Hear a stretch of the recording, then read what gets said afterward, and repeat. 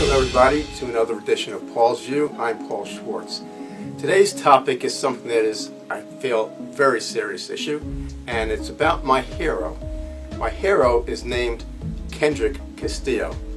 Kendrick Castillo was an 18-year-old high school student who charged a gunman to save the lives of his fellow students when the gunman opened fire during Kendrick's literature class in high school. Kendrick Castillo lost his life to save the lives of others. Kendrick Castillo should not have lost his life attending high school literature. Kendrick Castillo was 3 days away from graduation. Kendrick Castillo should not have lost his life attempting to save the lives of others, which the elected officials of this country should be trying to do. Only in America. And when I say only in America, I'm not talking about shootings. Shootings occur all over the world. Shootings occur in movie theaters, in places of worship, in schools, in hotels, all over the world. But only in America have we chosen to do nothing about it. Columbine occurred over 20 years ago, and we still have school shootings. Unacceptable. In New Zealand, when a mosque was attacked, within a month, New Zealand passed laws to outlaw the military-styled weapons. They took action. Same thing applies to Australia. When they had mass shooting, they implemented laws. Then they haven't had similar situations since. And that was many, many years ago, decades ago. So you're probably wondering what can be done.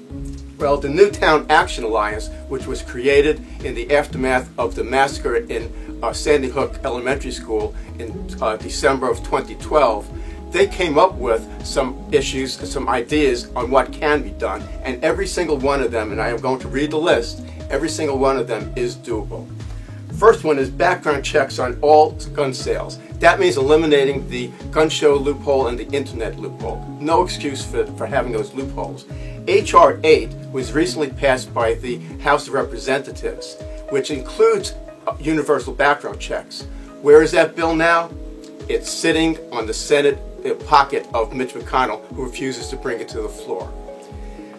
Close the Charleston loophole, or delayed denial where federal licensed dealers can sell guns if 3 business days pass without a verdict from the FBI. In other words, the background check. 3 days. You think maybe we should hold off a few more days and eliminate that loophole? Restrict and penalize firearm possession by or transfer to a person subject to domestic violence protection order, or a person including dating partners, which currently are excluded, that are convicted of a domestic violence misdemeanor. The chance of somebody being killed with a gun from a domestic abuser is, I think, like 30 times more than someone without having that record. Prohibit firearm sale or transfer to and receipt or possession by an individual who has been convicted in any court of a misdemeanor hate crime. Covering hate crimes is critical, and this recommendation covers that, because that's where the biggest threat is that we're finding now is it's not the terrorist from overseas, it's a terrorist who's right here in the country. Mandatory waiting period for gun purchases. Does that seem unreasonable? Is that someone's going to take away your Second Amendment rights? I don't think so. Red flag gun violence restraining order, extreme risk protection order to temporarily prohibit an individual deemed by a judge to pose a danger to self or others. How unreasonable is that?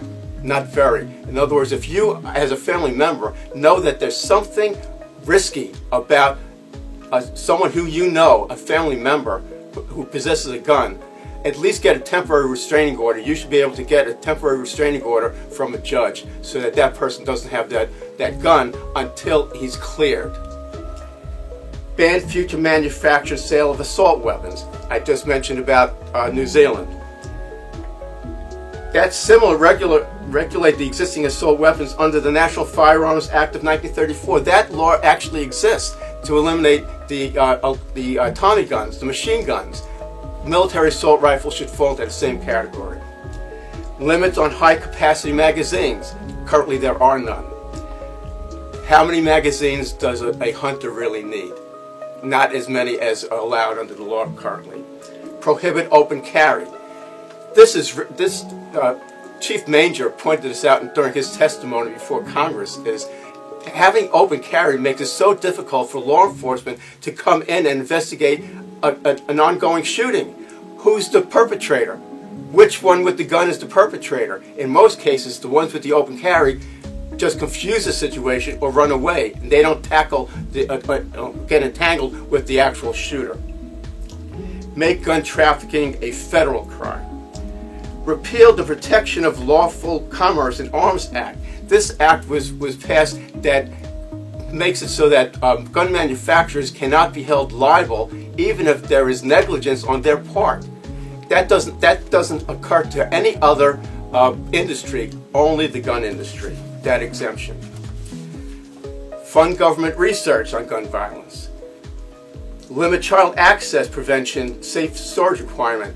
In California, they tried to pass a law that for a lockbox for a gun, and it got defeated because the owner said, well, if a perpetrator comes in during the night, I want easy access to my gun. That makes a lot of sense.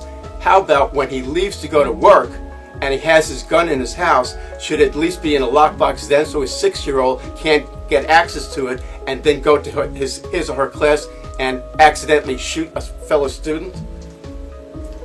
Microstamp code on each bullet that links to a specific gun.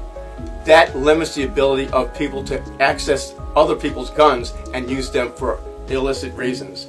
Smart guns with radio frequency identification, including fingerprint, biometrics. If you own a gun, you don't want it to go to somebody else, so this limits it to just your use. And if you're not intending to use it for illicit means, you should have no problem with it. How about limit gun purchases to 1 gun per month to reduce trafficking and straw purchases, where you buy a gun for someone else to use because they can't pass the background check. Require licensing for ammunition dealers, enhance accountability of federally licensed firearm dealers, digitize the Bureau of Alcohol, Tobacco, Firearms, and Explosives gun records. Right now they work off of paper records. Raise the minimum age for gun purchases to 21. In some states, it's easier to get a gun than it is to buy a lottery ticket. Ban 3D and ghost guns. Prohibit guns in schools, contrary to what the president believes in. And report loss of stolen guns. Here, how about liability insurance for guns so that the misuse of them, because you didn't take care to protect your gun, goes into the wrong hands. Liability insurance on guns will really crack down on the easy use or actually easy way of approaching your own gun to make sure it doesn't fall into the hands of the wrong people. So you can pick any of these. These are 26 recommendations. If we did 20 of them, did 15 of them, did 5 of them, if we did 1 of them, it'd be more than we currently have now. So pick and choose. We're better off with any of these recommendations than we currently are now. So that's it for Paul's View today. I hope you found this informative. Stay tuned for next one.